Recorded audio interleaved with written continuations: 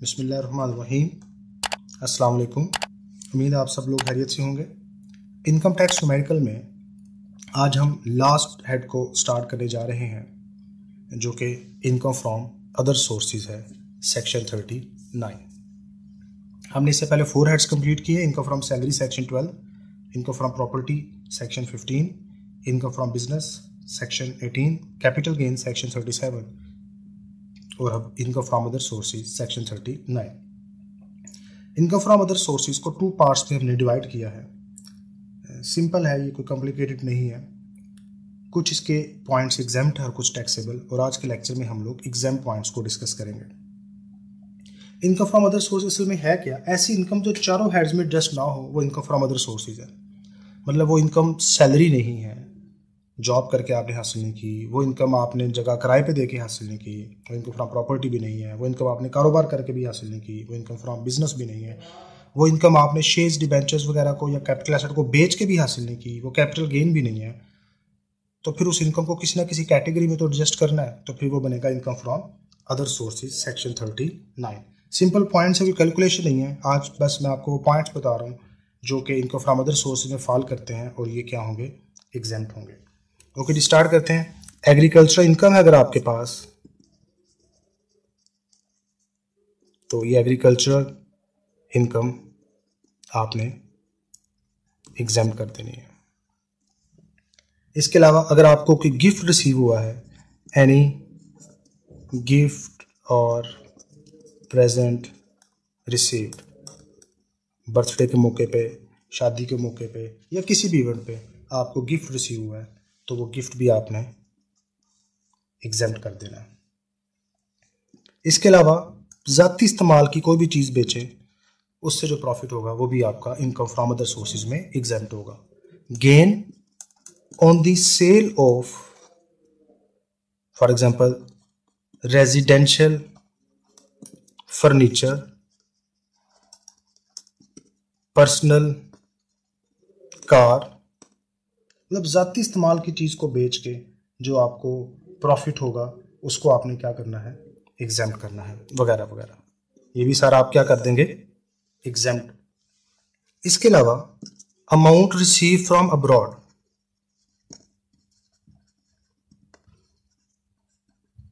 अगर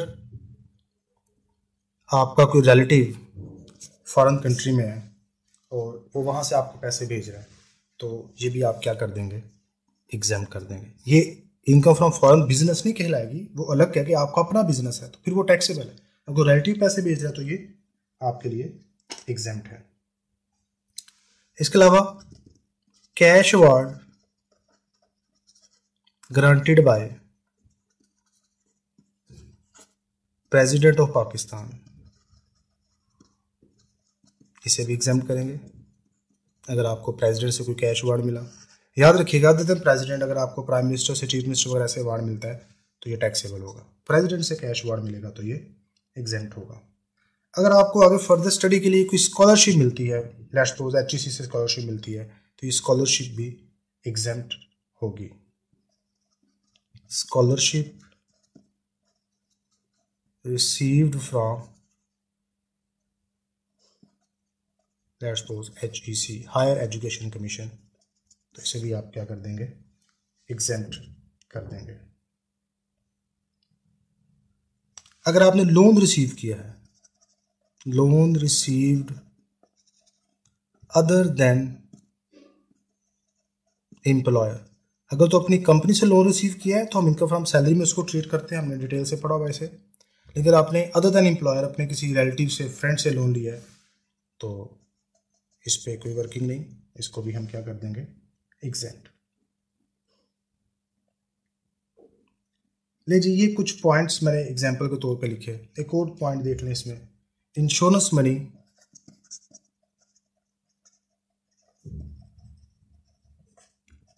received on maturity of policy, कि आपने अपनी इंश्योरेंस करवाई और आपकी पॉलिसी जब मेच्योर हुई तो आपको सारे पैसे मिल जाएंगे, ये भी एग्जाम्प्ट होगा। तो ये वो पॉइंट्स कुछ एग्जाम्पल के तौर पर मैंने यहाँ पे लिख दिए ये वो इनकम फ्रॉम अदर सोर्स में पॉइंट्स फॉल करते हैं जिन पे टैक्स नहीं लगता। चलो इसको स्टार्ट करते हैं जी कि इनकम फ्रॉम अदर सोर्सेज में कौन कौन से टैक्सेबल पॉइंट्स फॉल करते हैं। तो इसमें सबसे पहले है आपके पास income of non professional writer, poet, artist.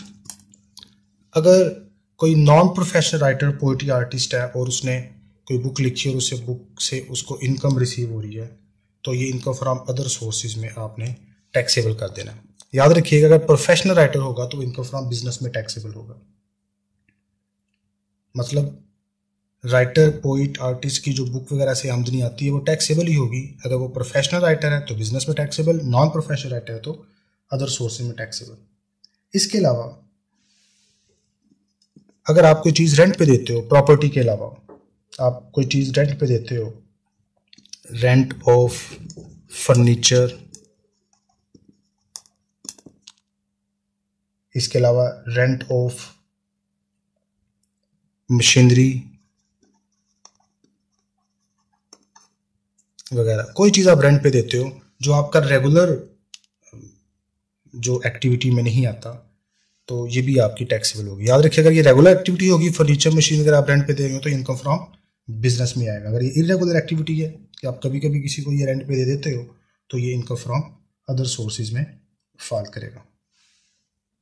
इसके अलावा rent by subletting. Rent by subletting का मतलब है आपने किराए पे जगह लेके आगे किसी को किराए पे दे दिया, यानी कि किराएदार ने आगे किसी को किराए पे दे दिया तो जो असली मालिक मकान है उसकी इनकम फ्रॉम प्रॉपर्टी में आएगी और किराएदार ने जो आगे किराए पे फर्दर इसको दे दिया उसकी इनकम फ्रॉम अदर सोर्सेज में टैक्सेबल हो जाएगी। इसके अलावा ये कुछ एग्जांपल्स मैं आप लोगों के साथ शेयर कर रहा हूँ। खाली ज़मीन है, ग्राउंड रेंट है, आपने ग्राउंड का रेंट लिया, ज़मीन को रेंट पे दिया और उससे जो रेंट आया आपको वो भी आपका इनकम फ्रॉम अदर सोर्सेज में टैक्सेबल हो जाएगा। इसके अलावा रॉयल्टी आपने रिसीव की, royalty received on literary work, literature से कोई काम किया, वर्किंग की, उसको पब्लिश करवाया, वहाँ से आपको रॉयल्टी मिली तो ये भी आपकी क्या होगी, टैक्सेबल हो जाएगी। रेंट में furniture, machinery, rent by subletting, या आपने लिफ्ट किसी प्लाजा में इंस्टॉल की उसको रेंट पे दिया, rent of lift installed in plaza.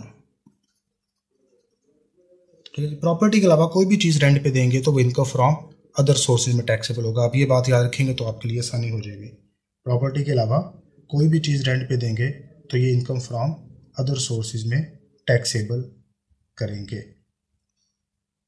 इसके अलावा हमने लास्ट लेक्चर में बात की थी कि अगर आपको प्रेसिडेंट से कैश अवार्ड मिले तो वो एग्जेम्प्ट होगा, और अदर देन अगर आपको कैश अवार्ड मिलता है प्रेसिडेंट के अलावा, कैश अवार्ड